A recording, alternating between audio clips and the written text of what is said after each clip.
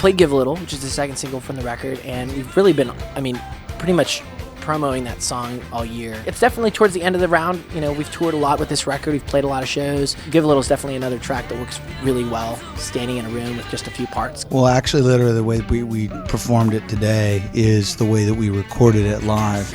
Originally for the record. That's the way we did the initial arrangement. So it was basically one take of those that we picked, and then added bass guitar and also horns.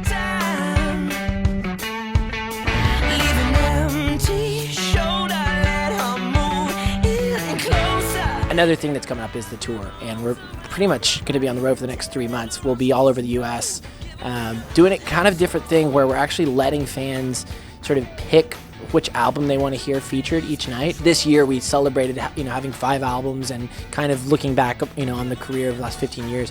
And so we decided to kind of create this fan engagement thing every night where people are basically going on and saying, well, I want to hear this album, and each show will feature whatever album wins the voting that night. In its entirety, top to bottom. And we'll throw in a mix of other stuff each night as well. But, every show is going to be sort of, a time capsule. It's going to make for a long show, probably. That's part of it, though. The challenge of really challenging yourself on stage. I think you find that after years of playing, sometimes you're just going through the motions. And this tour definitely is not that. It's definitely every set will be...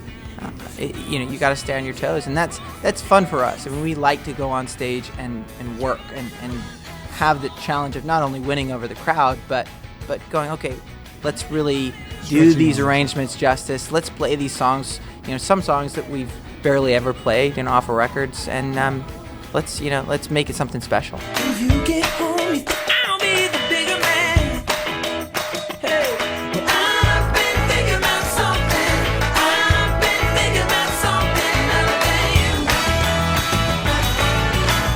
It's interesting playing the albums top to bottom and playing an album in a sequence that is related to, the record, not a show.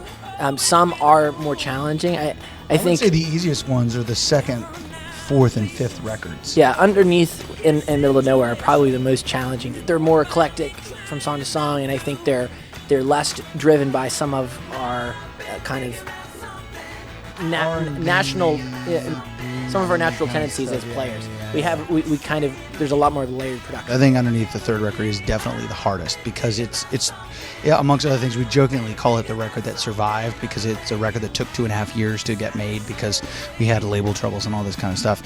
And so really the songs themselves are arranged from song to song in kind of unique ways. And because of that lack of consistency from song to song, there are some definite challenges. After we do the U.S. stuff, we're also really excited to get outside of the States. We'll be in South America, we'll be back in the UK where we just came from, and also a bunch of European shows. So for a lot of fans that have not sort of seen anything from Shout It Out yet, in a way this will be like, hey, kickoff. So that's exciting, and it's great to know that you can go to those places and people are excited to hear your music.